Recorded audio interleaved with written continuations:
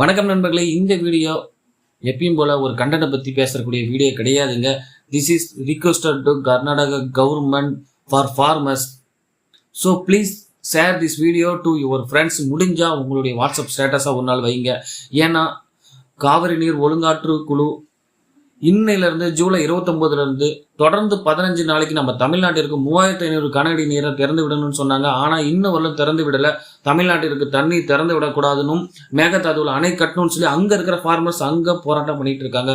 ஆனால் நம்மளால் தண்ணீரை கேட்டு பெற முடியாத சூழ்நிலையில் இருக்கும்.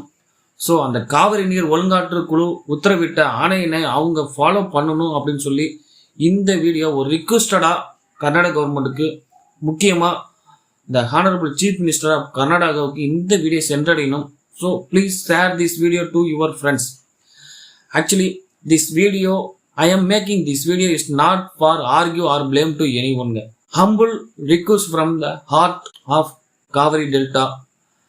On behalf of millions of farmers in Tamil Nadu, I am directly requested the Honorable Chief Minister of Karnataka, please help us, please. Our farmers entirely depends on Kaveri water. Really, right now, thousands of acres of crops is going to drying up and dying. Our farmers spend their all hard works and money in that field. If they do not get water on time, everything will be ruined. Please release the water.